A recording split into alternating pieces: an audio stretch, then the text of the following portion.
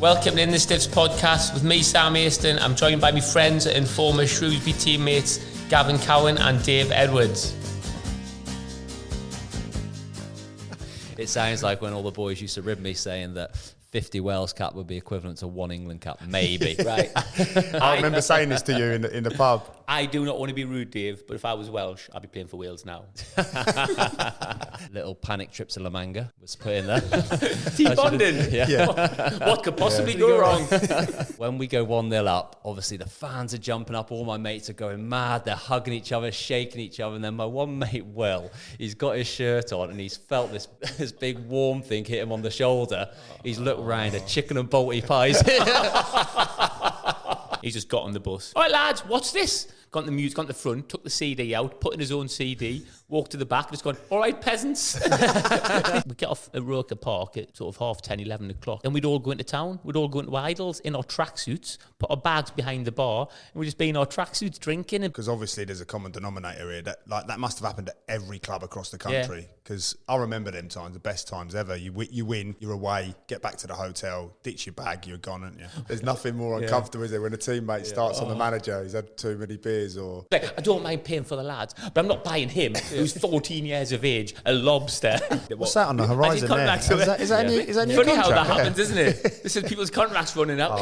My. He's look at his stats. He's gone from 10 kilometres a game to 13 now with his contract coming up. The amount of players I've played with that have kicked into gear in February is ridiculous. Whatever you do, we're going Vegas and we're going to book it in June because I'll definitely be off. Wales got to the semis of the Euros. Well, So I missed it and I missed the wedding. Well, we're going to Magaluf. Sam, basically, you've been selected for being the best of the worst. Quick, lads, quick, what's happening? Liam's dead. Don't just sit there. Liam's dead. Hello, everybody. Welcome to In the Stiffs podcast. Gentlemen, are you okay? Gavin? Very well, thank you. Sorry. Gavin's on his best behaviour because he doesn't want to talk too much. You still need to speak, Gav. Podcast, rolling. You sure I'm all right, yeah? I'm all right to chat. Dave, you all right with that? Constructive criticism, aren't you, Gav? Yeah, no, always. No, good. Loving it. Really enjoyed listening to the last one. Dave, everything okay? Brilliant. Could we- Enjoying it? Yeah. Right, we're going to talk about promotions this week, lads. What is the single most important ingredient in getting promotion, Dave? Oh, that's a big... I've just gone straight in. No pressure, Dave. Goal scorer. Now, I think a striker is important, but I know you're going to touch on it, Sam, and Gav as well, but team spirit's massive. But saying that, I always think that in a promotion winning season, it's easy to have team spirit because everyone's buzzing, everyone's singing off the same hymn sheet. But more often than not, if you've got the top scorer in the league, then you're going to have half a chance of winning it. Is that statistically correct, is it? I'm sure it is. Wits will check it before it goes out, but yeah, I think so. How many promotions have you had, Dave? 3. One with Shrewsbury. One with Shrewsbury and 2 with Wolves. Wow. From what division? So conference to League 2. Yeah, Shrewsbury. Then Championship to Premiership, and then League 1 to Championship off the back of a double relegation. Can I just ask, how does my promotion from the Conference South to the Conference stack up against Dave's Championship to the Premier League? Do I have to get 3 of them to get Dave's one promotion? I don't want to say it doesn't. I want to try and be more positive than that, Gav. Right, Well, it's okay. from the Conference South. Conference South to the... No, sorry, Conference South to the Conference twice. Conference North to the Conference. But in fairness, the Steam Wagon was a good side, wasn't it? We were decent. I scored 84 goals that year before Christmas. In 7 games. It sounds like when all the boys used to rib me saying that 50 Wales cap would be equivalent to 1 England cap, maybe. Right. I remember saying this to you in the pub. I do not want to be rude, Dave, but if I was Welsh, I'd be playing for Wales now. Now. Now. Now, yeah. Yes, yeah. Not on the 11. height. Not on the height of your career. Right, we'll start us off then. We'll go back to Shrewsbury, shall we? Talk us through your Wolves one, your first Wolves one. That was obviously my most favourite one. It was in the 08-09 season, my first full season at Wolves as well. And yeah, we got promoted to the Premier League. Managed to do it reasonably early as well, but we were pretty much top most of the season. We got off to an absolute flyer. We were 4-4-2, rapid wingers. Manager? Nick McCarthy. And we had Michael Kitely on the right, Matt Jarvis on the left, Chris Iwalumo and Sylvan Ebanks-Blake up front. And it was just get the ball wide, crosses in the box, and we just battering teams. We had a little bit of a wobble over Christmas, a little panic trip to La Manga was put in there. Team bonding. Yeah. What could possibly go wrong? So we that was good fun. But we had a little dip. But fortunately, there was Blues and Reading were up there with us at the same time. But when we went through this dip, they had a dip as well. So we always stayed at the top and had a little bit of a gap. The only time it got close, we lost to Blues in about the January time, and that brought it close. But we went to La Manga. Good fun. A couple of training sessions out there. First night, we had a night out on the first one. I don't know if you've ever been to La Manga in January, but it's like a ghost town. So there's no one there. Manager says, right, you can go out the first night, give us our curfew, find one pub open. What was the curfew? I can't remember. It would have been something like 1 o'clock. There probably wasn't going to be anywhere open that late, but the barman couldn't believe his luck when 20 lads. There's a lock in there, isn't there? There's a lock in there all day. So, he let us just take over. There was only about 2 people in there. Really good night. I remember Nigel Quasi took over the decks. Remember Nigel Quasi? He came on loan to us. He took over the decks. DJ Quasi. Brilliant. Yeah, and then, so it was all back. And so the first night, that was fine. Mick said that was fine. Trained the next day, everyone was a little bit worse for wear. A little bit leggy. A little bit worse for wear. We did this one session and the balls got played through to Chris Iwalumo. He's in on goal. He's going to get to the ball probably about 10 feet before the keeper. He just turned around, gave a little clap to the pass and was like, nearly. It just turned around. Great pass, but I'm not getting that this morning. But then Mick said after that, right, you can go and play golf for the rest of the day, or you can chill, the spa or whatever. But we're going to be training hard tomorrow, and then we've only got one more day, so no more going out or anything. There's a lot of chilling there, isn't there? I don't think there's many options for the golf. He said no more going out, and then you know what it's like with the lads. Straight away, they're trying to work out what's the best way at the hotel, so he can't see us. Yeah. Mick was always down in and around reception. Boys kind of all got their gears together, snuck out the fire exit out. Because it was because those nights are kind of off the cuff a little bit, you end up being a lot worse aware than usual, don't you? You think like you're breaking the rules, and everyone was bladdered. You come in next day in training, the same again. Mick's looking at everyone. We're all a bit ropey. The last night, I was thinking, I'm going to just stay in now. I'm just going to chill. But it took about 3 a.m. I'd knocking on the door. Can you let us in? Can you let us in? I was like, well, we're on the same floor as the gaffer. Lads sneaking into our room, sleeping there. They have to sneak back up. So it turned into just a full-on lads holiday for 3 days. But we came back. Didn't work. We lost to Plymouth at home 1-0. Chairman saying to the gaffer, just spent a lot of money there. Just spent a lot of money there to get you back on track. Yeah. I was fully on board there with the whole team spirit and how it gets results and it's really an effective way of doing things. But no, you lost 1-0. Yeah, 1-0 to Plymouth, who were bottom of the league. But then we managed to find a bit of form, and then we had it wrapped up before the end of the season. I think there's about 3 games left, and we played QPR at home. It was just an absolutely amazing day. When you're that close, you're just desperate to get over the line. But the whole atmosphere in the city was just incredible. Sylvan Ebanks-Plate scored just after half-time, went 1-0 up. The noise then for the next 5 minutes just deafening. It was incredible. You're just listening to the songs and you almost forget you was in a football match, then you're almost trying to join in. And we knew we had a night out afterwards as well. And the funny thing is, so we was always going to go out anyway, but if we won, we had a night out in Birmingham organised, and I invited all my mates to the game. I said, you can come to Birmingham afterwards, because about 5 or 6 of them. I don't think any of the other lads brought any of their mates, but all my mates from Shrewsbury were like, you're definitely coming. Yeah. So they turn up to say, it was a nice warm day, and they're dressed, ready to go out. So they've had a few drinks on the train, or they've got up in the stadium. When we go 1-0 up, obviously the fans are jumping up. All my mates are going mad. They're hugging each other, shaking each other. And then my one mate, Will, he's got his shirt on and he's felt this big warm thing hit him on the shoulder. He's looked round, a chicken and balti pies. Absolutely all down the front of his shirt, and then he's turned up in the players' lounge after. I was like, what have you done, mate? All down, it's stinking. But brilliant. But we went out, had a cracking night. Last few games of the season, and then I suppose the only disappointment for me was that the chairman had paid for all the lads to go to Vegas at the end of the season, but we had internationals in Wales, and I just got into the Wales about a year earlier, but just established myself as an actual first teamer. I thought, I've got to go. It's the right thing to do. Little did I know that every other Welsh Premier League or Championship footballer does not care as much about playing Azerbaijan away. Because we had 15 pullouts. It turned out we won 1-0, and John Toshak called it his greatest ever victory as a Welsh manager. Wow. We had no one there.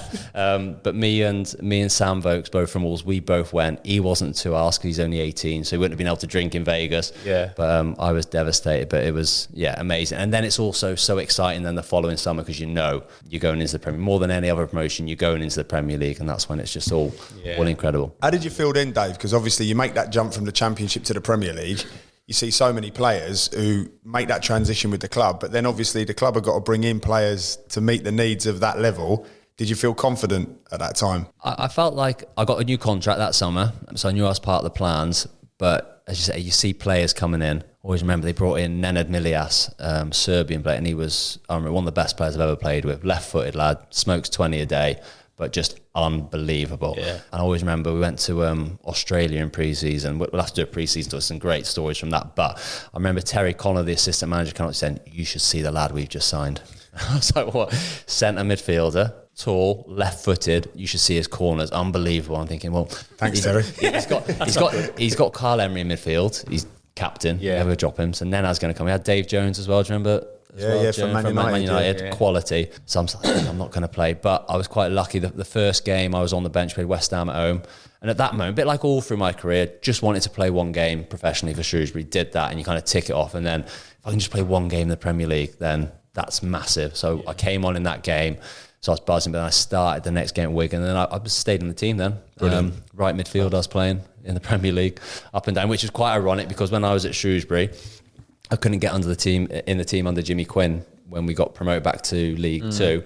And I remember someone in the press said to him, "Have you ever not thought of playing Dave on the right hand of midfield?" He said, "No, we looked at him in training there. He looks like a fish up a tree."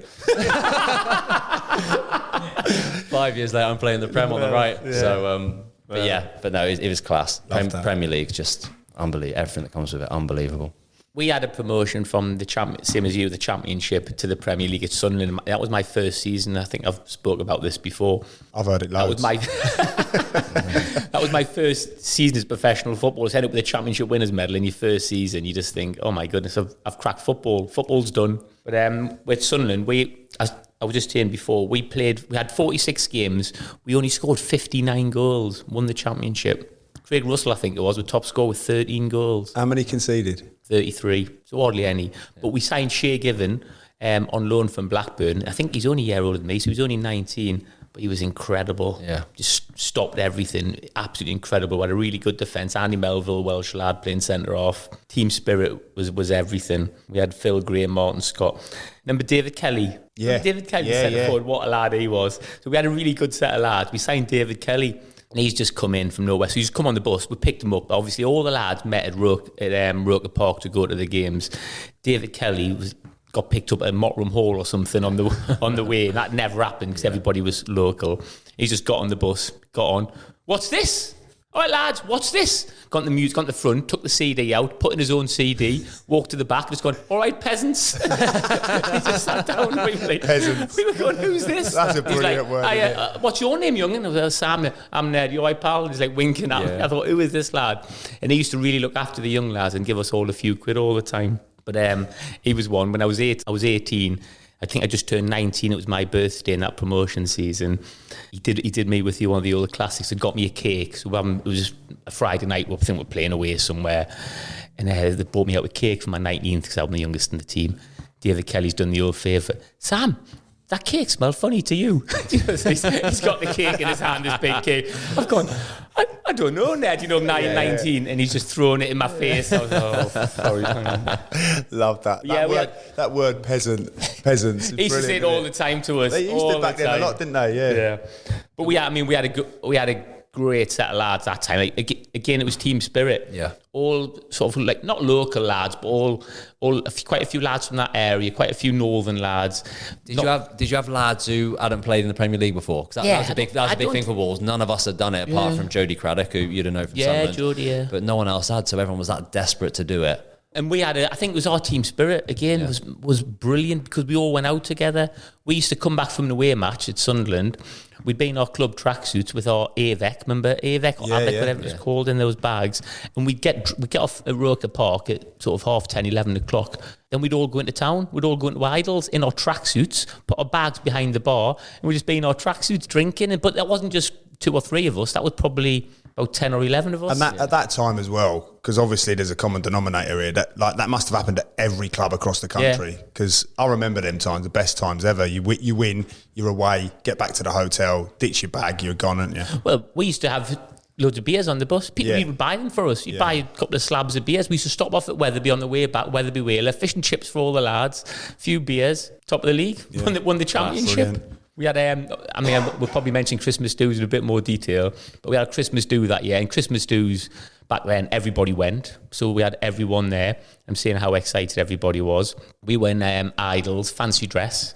I'm dressed up as a nurse, like high heels on, everything, like false boobs, a lot of wig, shiver go down everything. my spine. And then we ended up like standard, all out drinking. There's a few Newcastle fans in there, massive fight outside of Idols. So this is we're top of the championship now. The whole first team squad involved in this massive brawl outside of Idols. Kevin Ball's dressed as Madonna in high heels, rolling around, punching everything that moves. We got all the lads dressed up as Superman fight. It was brilliant. But again, there all those stories. That with team spirit was fantastic. Love that. Going back to, I forgot to mention this. Going back to the Wolves promotion, talk about Christmas dues. We had Graham Stack, the old Arsenal goalkeeper. He come on loan to us, and one of the funniest guys in football. He was just always playing pranks and things like that. But we've gone to our Christmas do to Dublin, and Mick was brilliant. Mick McCarthy's brilliant. He said, yeah, you can go on your Christmas do, you can do your 2 nights, but on the Monday morning, you get yourself back and we're training in the afternoon. So we go straight from the airport to the training ground. So we've got back, everyone's a bit worse away. We've organised a minibus to pick us up from Birmingham Airport, and we're stuck on the M6 on the way back to training ground. It's like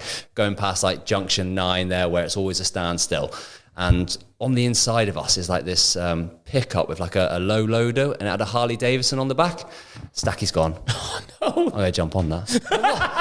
Everyone is like they're hanging, they're tired. Yeah. No one really gives a shit what he's gonna do. Yeah. Next thing you know, opens the door, jumps on the Harley. He's there pointing us. No. All of a sudden, the traffic clears. This pickup starts to take off. He's off down the M6. He must have been on it for like about half a mile until it like stopped, and he quickly jumped off. And that it was brilliant. I bet he was panicking. Yeah. Bit nervous. Brilliant. Love it. We went to I don't know. I mean, when we won about 3 games to go, I think, same as you. So it was party time, and we all went to Marbella, I think it was afterwards. And I'd never really been away before. I ended up that summer, I think I did Magaluf for a week, Marbella for a week, and Dublin for a week. Kept it steady. Good prep for pre-season. Yeah. We went to Marbella. You've probably heard this before. I think it was that season where Mickey Gray, remember, left back, had a brilliant season. He was a couple of years older than me, but a good lad. We used to go away quite a few times, and he used to get steaming. He used to get hammered, and he'd fall asleep. We'd be carrying him everywhere. And he's on the front at Marbella, and he's going, Peter Reid's got a monkey's heed, singing that song. Peter Reid peels bananas with his feet, and like the gaffers just sat there, and we're all laughing, but we're going, he's in a world of trouble tomorrow, world of trouble. And he just kept singing it. And he's going, monkey's heed, shouting across, monkey's heed, to Peter Reid, who's having his glass of red wine in the corner with Bobby Saxton and Pop Robson, all these, monkey's heed. There's nothing more uncomfortable, is there, when a teammate starts on the manager, he's had too many beers, or he was in our promotion. Mickey was in our promotion team to the great lad. He's a great lad. He'd obviously been a bit older than. He's a bit older, but he still played quite a bit. I always remember the very first time when I first signed for Wolves, he was on the treatment bed before a game, and he's like, Edo, come over here. Walked up to him, he goes, he had no top on. He looked down, he says, how many muscles have I got? He says, look, they're everywhere. But that's Mickey, isn't it? Yeah, he used to love himself. When we were hanging around the pool, before he came down to the pool, he used to try and do like 100 press-ups, so he looked ripped up when he came down. But after he was singing Peter Reid's got a monkey's heed, obviously the next day there was always going to be repercussions. And Peter Reid said, Mickey, can I have a word, please? And he got pulled into the gaffer's hotel room, and Mickey come out, he's like, lads, roll off to a restaurant tonight, my treat. So he had to pay for everybody's meal. So obviously we were all really sensible. But Mickey Bridges, he must have been 17 or 18 there at the time, ordered lobster. Like 85 quid. Yeah. Mickey's fuming. Yeah. He's like, I don't mind paying for the lads, but I'm not buying him, who's 14 years of age, a lobster. He lost his head. Brilliant. Go on, Gav, what about your promotion? What was your first promotion? My first one, so I'd come away from Exeter, I think I said in the last one, gone to Braintree, had an unbelievable set of lads there. What division? That would have been the Conference South. I think it was called different then. I can't remember what the setup was. I'm terrible with that. But today, I think in today's structure, I think it would be the Conference South. So yeah, we had some unbelievable characters, and we had a lot of. It probably falls in line with a little bit what you're saying. We had a lot of like ex-pros who were sort of, really experienced, and at that level at the time, it was perfect because, again, team spirit, the whole thing. I don't think that team really, there wasn't a lot of legs in that team, me included, even though I was young. And there was a lot of old heads, but the team spirit definitely got that group through. I'll tell you who's in there, he's still my idol to this day. I absolutely adore him. A guy called Terry Howard. Do you remember Terry? He was, he's terrible really because he's known for it, but he got sacked on that TV programme at Orient. You know, the famous one where the manager gets bring your mates and you can bring your dinner if you want to. I'll fight you and I'll fight you. Well, that was Terry. Is that him? And Terry had been at Orient for like 10 years. He was a legend there. I'd gone and watched him as a kid and all of that. And then, I think the cameras, he showing off a little bit, the manager, wasn't he? And he started getting a little bit clever. Mental, didn't he? Yeah. You seen that clip, Dave? But he followed it through. That was it. Dark-haired boy, wasn't it? Yeah. What, the two lads turned up the next day with their mates and the dinner? Yeah. No, not Terry. Yeah, Terry was like, that's fine, gone, done and dusted. But he was part of that group and just unbelievable guy. Probably the first guy who taught me a level of professionalism, how to conduct yourself, and then on a night out as well, he showed me what it was. How not to be professional. Not to conduct yourself. Yeah, so two of them. But yeah, that was an unbelievable group of players. But again, just team spirit, the amount of nights out we had, the togetherness we had. But as soon as the whistle went, probably the same as what you guys, everyone's frothing at the mouth. So there was a real good balance. I think when we talk about what it is to win a promotion, I think for me personally, it's the balance of obviously having good players and team spirit. You can combine them two. And it's definitely players who know the balance for when you are having all your giggles, having a bit of banter. Yeah.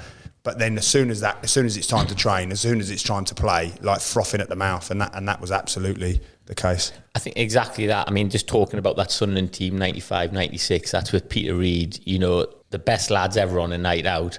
But when it came to training, and Peter Reid was like that, Peter Reid would be out drinking all weekend. He'd train Monday morning, you turn up and you give absolutely everything and you do not get beaten. He would go mental. You're letting a goal in the five-a-side, or I put a cross behind the goal. Peter Reid would go berserk. And I'd be thinking, I was out last night. Yeah, with you. We went. With you, Gaffer. Yeah, we went to, they took us, I think, against Marbella again, and we had the centenary match against Liverpool at Roker Park for the end of Roker Park. So we played Liverpool. So we'd been in Marbella for 4 days. And we'd flown back that pretty sure was that morning. So I was being sick and everything on the plane. The plane got delayed. We're all on the plane falling asleep.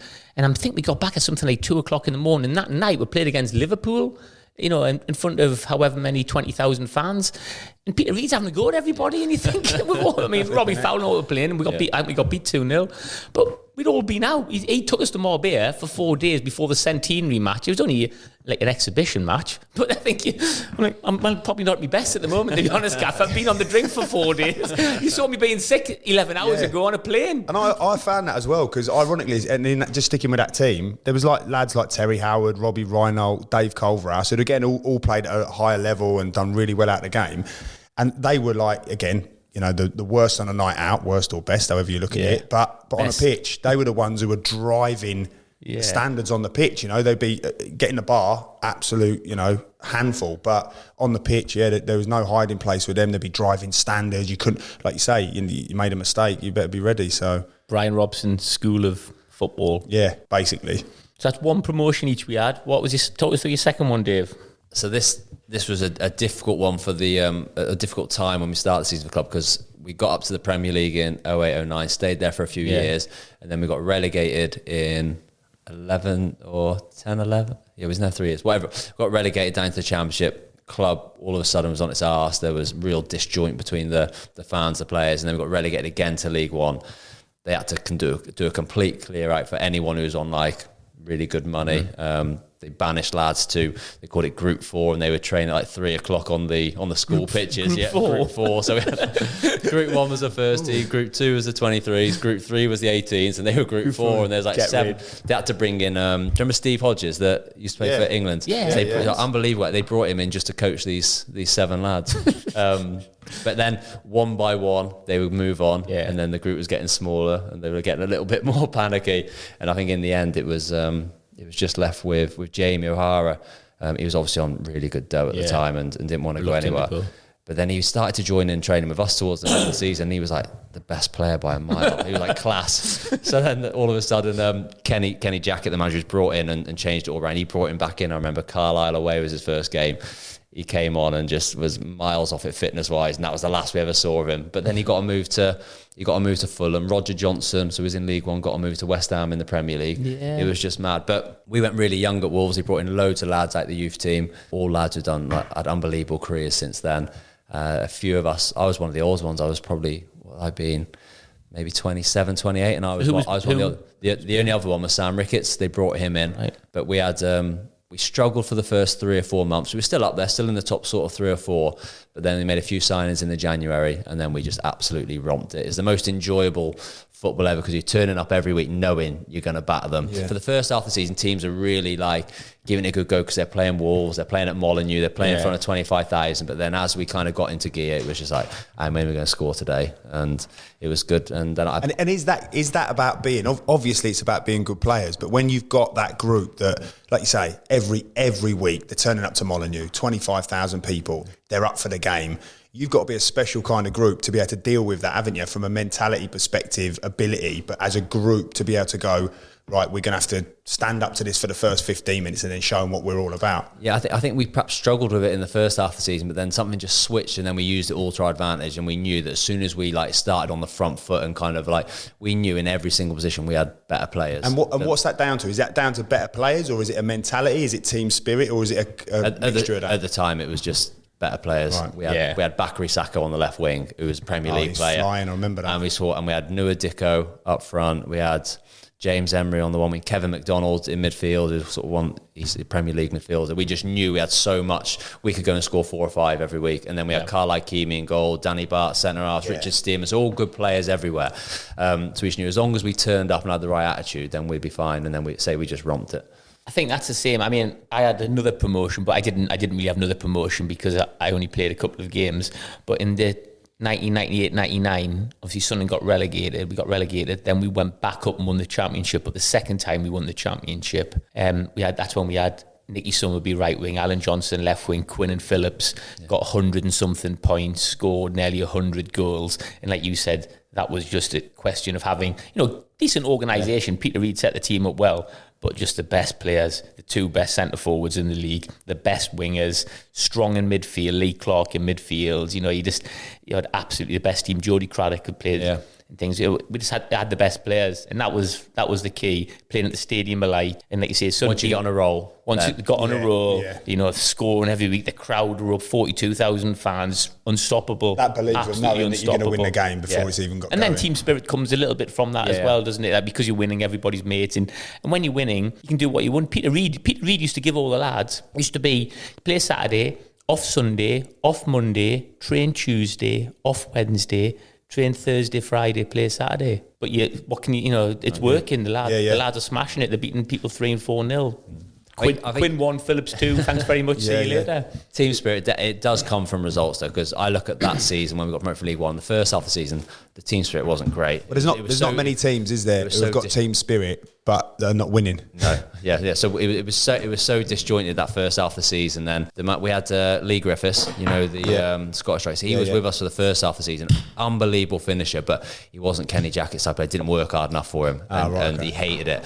And so it took Kenny to get rid of Lee and a few others in the January window, and he brought in the 2 best strikers in League One at the time, Leon Clark and Noah Dicko. And that changed it all around. Then the team spirit came probably by about February, March, and we knew, we're going to miss this league now. And all of a sudden we started going out all the time, and then you start enjoying it.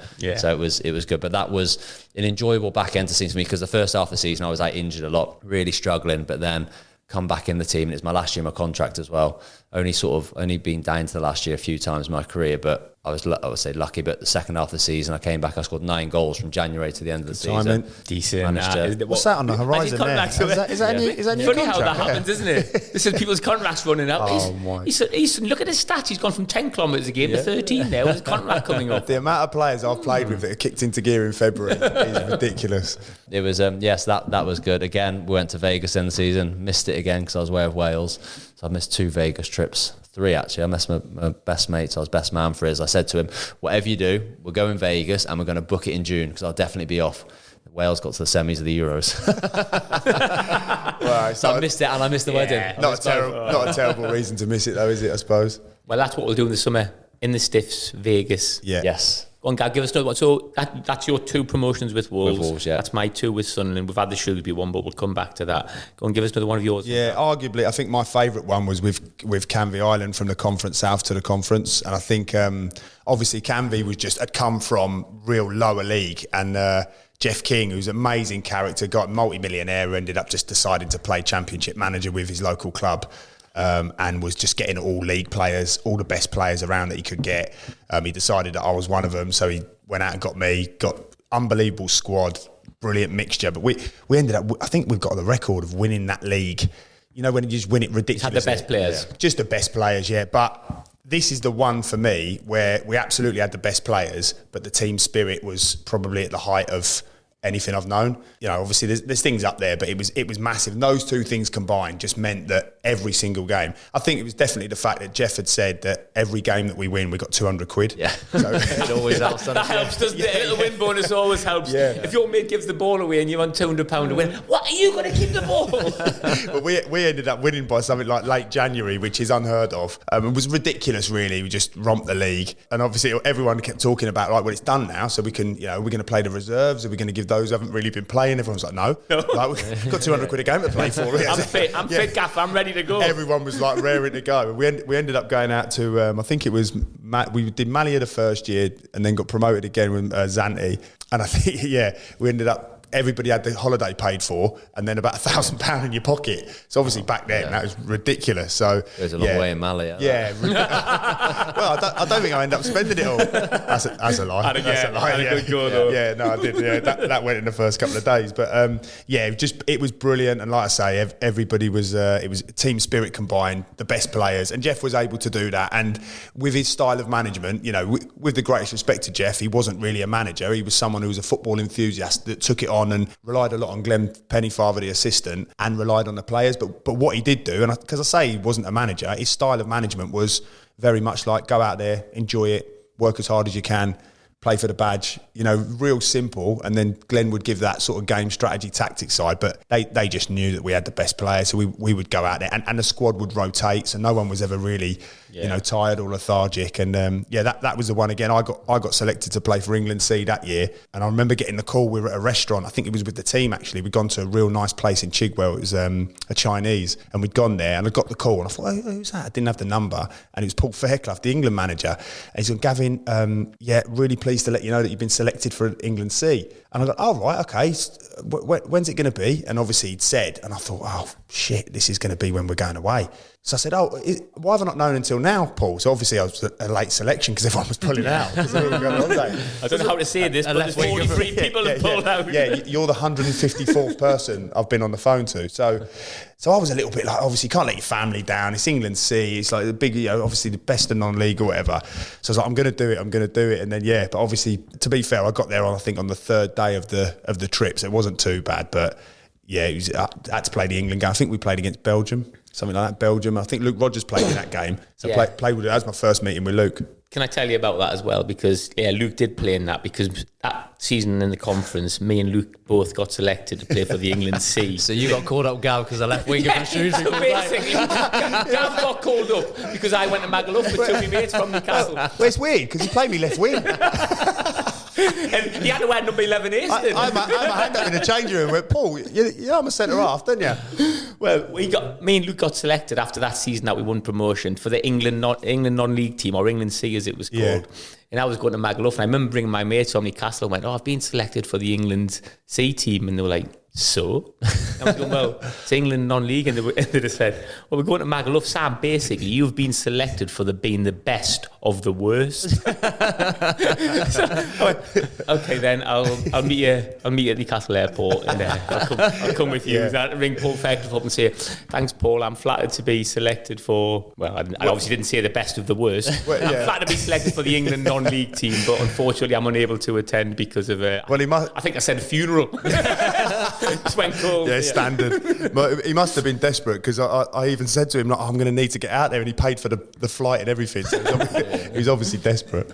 But Sedge went, didn't he? Jake Sedgemore. I think he made a goal. No, Sedge didn't play. No, Sedge didn't go. So it might have been a different one, but Sedge didn't play. Sedge played in another one I played in, and then another couple as well. So. I remember Sedge came pre-season and he was wearing like an England tracksuit one time, but it was an England C. That's schoolboy. He come in, everybody was just like, schoolboy. get a life. Don't do that. Come in and things, I was like, grow up. Well, I wouldn't, if Dave walked in here now with some Welsh shorts, I'd be on him. I wouldn't be having that. Well, I'd have some if I was Welsh. What? Go on. Anything else? Other promotions? Yeah, Braintree, Canvey Island. Yeah, Solihull Moors to the conference as well. Yeah, that one was best players. Just Again, best players. The team, that isn't it? Best players. Yeah, Chuck team spirit off the list now. Yeah. I crossed out team spirit. Yeah. We said down to best players. But I think it comes hand in hand though, doesn't it? Because I look at that squad and it was Marcus Bignett had brought the group together. I think he'd been given an improved budget and he'd been working really hard for sort of 3 or 4 years before that. So he managed to bring all the best in, and lads were different class. I was player coach at the time. The lads were absolutely superb, and but not the type of group. I think if there would have been a few games where they'd gone on a 3-4 game losing streak, I could see that changing room imploding. The Canvey changing room would never have imploded. And I think that changing room could have imploded, but the fact that they were winning every week, we were winning every week, was definitely a culmination of then the best players, and then team spirit came from there. So I think the Canvey one was a combination, but the Solihull Moors one was just a bit. And we went to Marbella at the end of that season, which was a fantastic trip. Again, lots of stories. And Dave, that moves us on to our other promotion, the famous Shrewsbury Town from the conference. This one I thought football was easy. My first full season promotion. Was that your first full season? Yeah. It's got to be the most fortunate promotion I've ever seen with Hereford. Gav wasn't involved in Hereford must be absolutely wounded. To this day, they must be absolutely devastated. That comes down to players, though, but because we had some very, very, very good individuals. I remember, because I was out of contract, because we just got relegated. My contract was up. So I actually spoke to the chairman first, because we didn't have a manager at the time. This is brilliant. So I spoke to the chairman, and the chairman had said, I want to keep you. I was like, okay, then that's fine. And he said, I can't tell you. Can you remember at the time, in the running for the job, John Aldridge was in the running for the job, wasn't he? And there was loads of names knocking about. And I had a meeting with the chairman, and the chairman said to me, he went, we'd like to keep you, Sam, and he's talking a little bit about money, but he said, when the new manager comes in, he said, I've sorted out the new manager, and he's brilliant, and you're going to love him. And he said, I'll tell you what, Luke, as a forward in particular, will love him. And I went, John Aldridge has got the job. So I rang loads of my mates in Shrewsbury, and I went, lump on it, lads, inside info, no. Johnny Aldridge has got it. So, because that was the big name at the time. Everybody was talking about it. And when he said Luke would love it because he's a forward, I thought, it's Aldo. So I think John Aldridge's odds went from something like 7-1 down to about 3-1, and then it got announced in the Shropshire Star the next day. Jimmy Quinn. You're still playing off your mates. I just turned my phone off. Sorry, lads. But also it was Dave Cook at the time. And I met with Jimmy Quinn and Dave Cook. They offered me a contract, and it was okay. And I was going, I don't know, I'd like a bit more money, because obviously, I'd had a few other offers, and there's a couple in League Two, but obviously I was quite settled in Shrewsbury and I liked it. Jimmy Quinn was going, yeah, but you're settled, aren't you? We're bringing in all these players. We're going to have a right go. We've got the best budget in the league. We'll have the biggest attendances, which we did. But I think we probably had the best budget, the best attendance, everything like that. Brilliant. He was telling me you were coming. I was like, brilliant. And I said, obviously I'd just like a bit more, because I'm looking to buy a house, because I'm thinking if I sign another contract for a couple of years, I want to buy a house. Jimmy was like, we'll speak to Cookie, and Cookie, I didn't even know Dave Cookie, and Cookie's gone, I'm your man, Sam. I'm your man with property. I know how it all works. I said, well, yeah, I'll be looking at a mortgage. You went, I'll sort that for you, Sam. No problem at all. Sign that deal. No, don't worry about the mortgage and all that. Sign the deal you've got there. I'll sort out the house and everything like that. Still didn't do a single thing. You're thinking you get the deposit paid. Yeah, I thought, that's all right. I think Cookie's going to pay me mortgage, yeah? The club are going to pay me mortgage in about November. Cookie, anything happening about the house? Yeah. Don't know what you're talking about. He didn't help me at all. But that was an incredible season. You talk about team spirit, and you talk about like best players, like individuals getting us out of trouble every now and again, whether it was Martin O'Connor or like Tolly or Dave or Luke or someone just pulling something out of the bag, or Ryan bending one in. That was brilliant, wasn't it? We had some great times with that. That was kind of my first exposure really to proper change rooms, because the year before I was a first year YTS and I made my debut at the end of the season, but that was just really because the youth team manager had taken over and things like that. Played a few games in pre-season on the gym, but then I didn't play for the first half of the season. I was sort of back with the youth team, but then started to get back involved. So I was like involved the second half of the season, but then being amongst those lads, I always remember my one of my first training sessions with the first team properly, training up at Scat.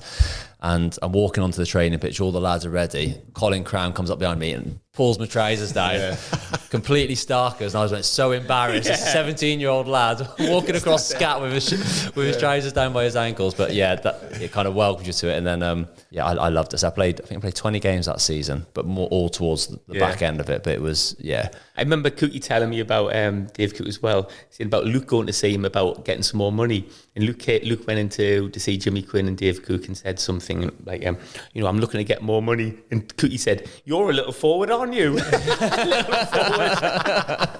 He's just like constantly messing about. We had quite a few trips done that when we go to Nantwich, where Cookie had a club or something. We used to get on the minibus, didn't we, to Nantwich and have nights out there. A little bit of so bother. Random. Yeah, we had a little bit of bother there in Nantwich one time. That was again team spirit, the lads sticking together, isn't it? We had a little bit of trouble. I remember stopping at Streety's house a few times.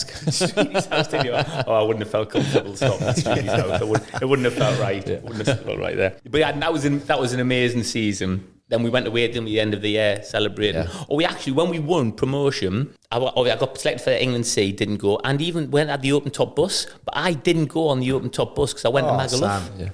I've got some pictures of that. It was class. Well, I won't be on any of them. I went to Magaluf, and you look in hindsight, you think, you should have milked that. Yeah. But I don't know. You missed out on an England C cap and an open top bus. Yeah, because I was in Magaluf with my mates in Portofino's.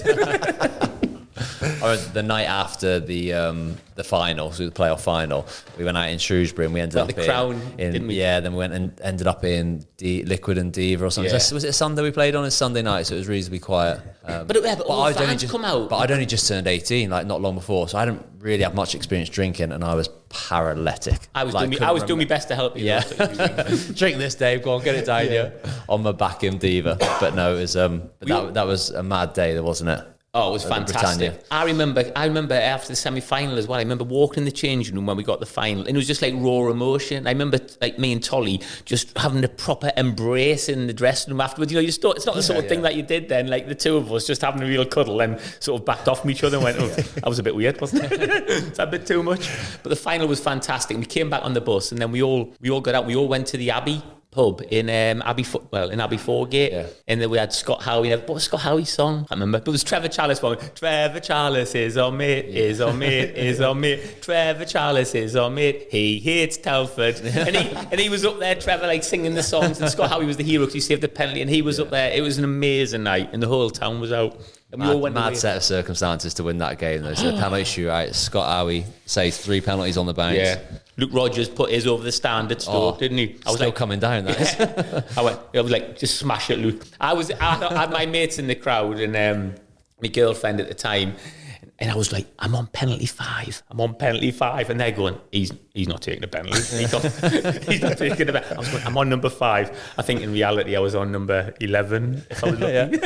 It was me and Scott were going to flip a coin and say who was 10. I was on the bench in the final, but I was on the bench in all. You come on for a penalty. You should have come on for a penalty. No, so I think I came on in the first leg against Barnet in the semis, and then I came on at half time in the second leg, and that went to penalties. And I remember I was so nervous. I wasn't in the first 5, but they didn't name anyone after, so you didn't really know what was going on. And it was everyone was scoring, weren't they, against Barnet, and it went to 4-4. I think their 5th penalty taker missed it, didn't they? Yeah, then Mossy. But I was getting so nervous. Obviously, my first real big game, Shrewsbury, been supporting them all my life. All my mates are there, everyone's there, praying it didn't come down to me. Mossy scored the winning penalty, but he got booked, didn't he? And so he was suspended for the final. Oh, that's right, yeah. So we had a 10-day wait until the final. So Mossy was still coming in training, but his season was finished. He's done, and Mossy is not somebody who particularly looks after himself that well, in the off season. So Mossy's basically broken up, but he's still coming in training. I remember for the last 6 days, he's playing left wing all the time in training. I was like, can someone get rid of Mossy, please? We're trying to prepare Mossy, for a just final. stay away from the training ground. He's coming in stinking of alcohol and everything. Can we please get rid of Mossy, please? We're trying to prepare for the final. But it was an amazing day. That final was a bit of a day of disappointment for me and my family, because my cousin played for Aldershot in that That Yeah, game. of course he did. What's his Yeah, name? Adam Miller. Really good player he was. Oh, wasn't he? yeah, very, Really very good good player. player. Who did they have up front as well? Aaron Did- McLean. Yeah, Aaron didn't he? McLean. They had a good side. Yeah. I know Really they were good very side. good. Yeah, It's a Nicky bad Bull in game, goal. wasn't it? Was it 1-1? Dwayne Darby scored, didn't he? Dobbs, he was funny. Dobbs, he used to he couldn't kick the ball, probably couldn't strike it. So he's, you don't need to blast it, Sam. Just side foot it. Yeah. Just side foot it. I was like, yeah, but try and get in the goal, Dobbs. I used to love Darbs. He was brilliant. Can you remember wouldn't it be in that season? Oh, it must have been the season after when we had Dave Walton there. Yeah. Dave Walton and Dobbs were two proper men, like old-fashioned blokes. Yeah. And we all used to talk about like being tough and fighting and stuff, but like, we were all sort of young kids, like They were 22, level, weren't 23. They were sort of like 31, 32 hardened blokes. I remember one time in training, Dave Walton's just gone through the back of Dobbs. Dobbs is down and Dobbs has gone, do that again, see what happens. And Dave Walton's gone, well, I'm not going anywhere, I'm standing right here. And all of us have just looked and gone, Brilliant. no one jump in, just see how this goes, because this is like Clash of the Titans here. And I think even the managers just look, let's give this a couple of minutes, because this could be tasty. Have a drinks break, lads. Have a drinks I was break. thinking, oh, come on, let's see what happens here. But He was so serious, Darbs, wasn't he? Yeah, I remember in training with Darbs, Smile. he elbowed me in the mouth and split my lip and like blood all over my mouth.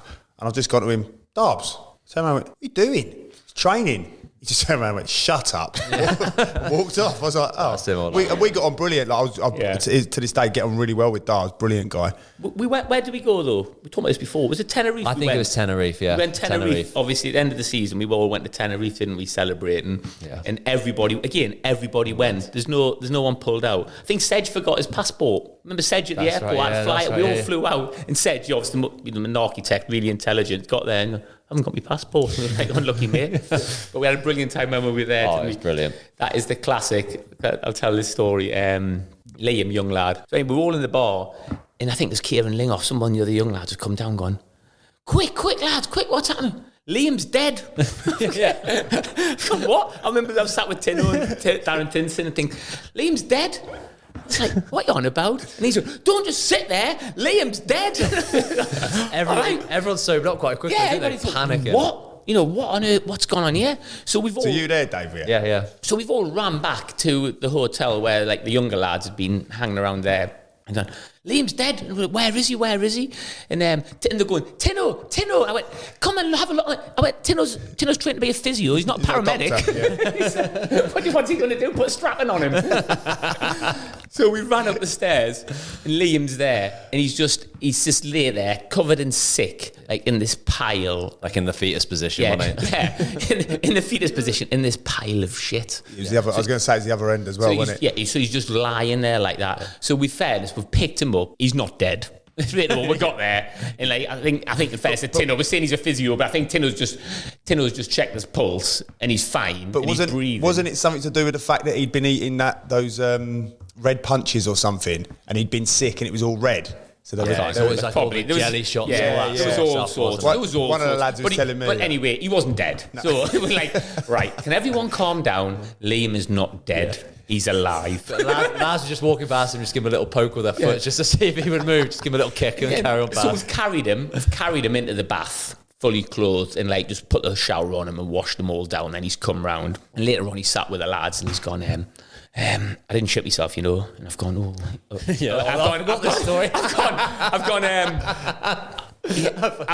didn't want to, obviously he was desperately embarrassed, and, you know, I thought, I don't want to, you know, he's only a young lad, so if that had been Tolly or Mossy, there would have been all day, but young lads, so I've gone, okay, mate, yes, all right, and anyway, no, but honestly, I didn't, you know, I went, nah, that's fine, mate, that's fine, and he's gone, it was a dog.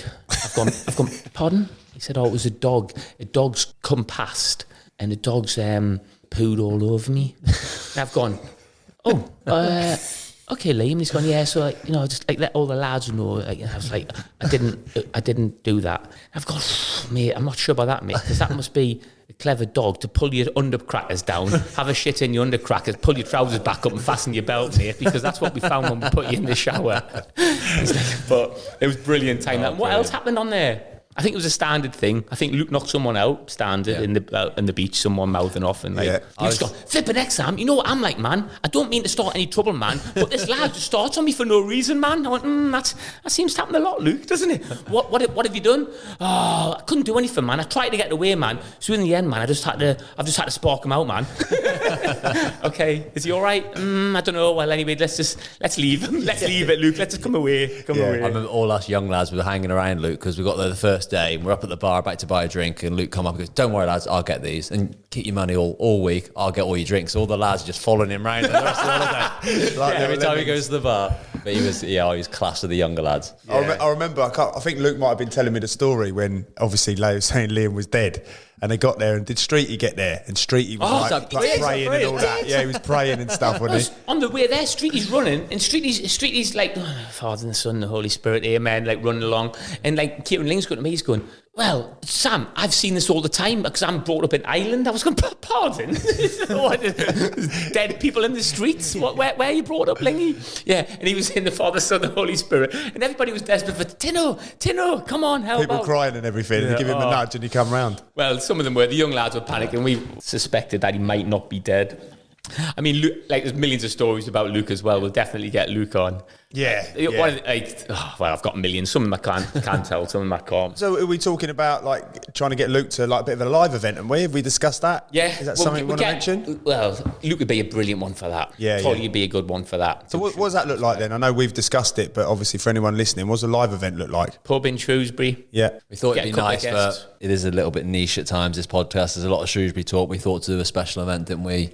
Based on that season. Because there were some wicked stories. I think the fans remember it fondly as well. Yeah, it was brilliant. Millions of stories. I mean, Luke in himself has had a million stories. Tolly, Mossy. I was remember Luke just ringing me. Sam, you ever tried to catch a sheep, man? I'd be like, what? A sheep? You know, a sheep? Yes, Luke, I know what a sheep is, but what you talking about? Oh, man. Me and my mates, man, in the field Saturday night, man, was trying to get a sheep for the pub. I was like, pardon? Trying to get a sheep for the pub, like a mascot. You know, like a mascot. So we jumped out the field, man, it was a nightmare, man. But anyway, we've managed to get it back. We got it in the boot and we got it. I'm like, what are you talking about, Luke? What are you talking about? There's a million different stories like that. Class. But Luke, Tolly, Mossy, all them would be great, wouldn't it? And it'd be good to get Tino on. Yeah, Tino would be good, wouldn't he? Paramedic. Yeah. So a bit more info going out about that soon then. Yeah. Which will be on that. We'll try and book somewhere. What we're gonna do? Stage in the middle of the meadow. Yeah. Yeah, on the pitch. We're gonna sell out, won't we? Yeah. I hope so. So just but around this table, then there's some promotions, isn't there? Yeah, some relegations as well. Yeah. Well, that's not the subject, Sam. We're not talking about that, are we? Promotions. Let's hold fire on that. Okay. There might be a few more of them. Yeah, we've got a few relegations. Two relegations. Double. Yeah. We'll save that for another time, mate. But in all seriousness, that they are the best times, aren't they? As a player, you have to. You have long careers and so many crap seasons which either peter out to nothing or relegation. You get those odd seasons there where it all comes together. Yeah. The memories. They've got to be cherished, don't they? Because there's a lot of lows in football and you've got to cherish them highs, haven't you? But it's what's annoying is if you don't, you know, when, for example, me not going on the open top bus, I regret that. You think, you enjoy that moment. Yeah. Because I can vividly remember getting injured and getting released from things, but I've got no recollection at all. I've got some photos at home for you, don't worry. Yeah, but I'm not on any of them. He's not there though, is he? It's like everyone's there. That's like I say, there's a lot of lows in there, so it's good to talk about them highs, I suppose. And there's a couple of podcasts in there, nights out in there. There's definitely some Christmas nights out as well, some Christmas doos. Pre-season trips. More to come then. Pre-season, that could last hours. Pre-season trips at Shrewsbury were massive. They were worse than going to Magaluf. Got some terrible stories. To follow them. Brilliant. Right then, is that it, everybody? Are we done? Happy with that? Promotions? I'm happy with that. Yeah. Cool. Thank you very much, everybody. Go on, what's the bit at the end? If you would like to get in touch with us, sorry lads. Email us. It's inthestiffs@gmail.com. Wow. Nice. Yep. Good. On Twitter, in the stiffs. In the Stiffs. Facebook at In the Stiffs. Facebook at In the Stiffs. And we're now on Instagram. Is Wits going to get on updating our Instagram? I looked on it the other day and there's been nothing on there for weeks. I wasn't going to say I think Instagram's the main one for us. I've been working out a bit. Can we do it? Are we going to do anything? Not sure. The cameras it's are very visual, isn't it? The cameras are on us tonight. I'm looking for some sort of like topless shoot over the next couple of weeks. Very strategic about the placement of the cameras, haven't we? So come on, Wits. Put on some clips. Want some clips on Instagram. But again, keep giving us feedback, and it's been really useful. I hope that I've interrupted less than what I did last time. Gav, I hope I haven't spoken as long as what I have been. Although to be honest, I didn't really think I was. so give us some honest feedback. We can take it. Thanks very much for listening, everybody. Cheers, guys. Thank you. Thank you.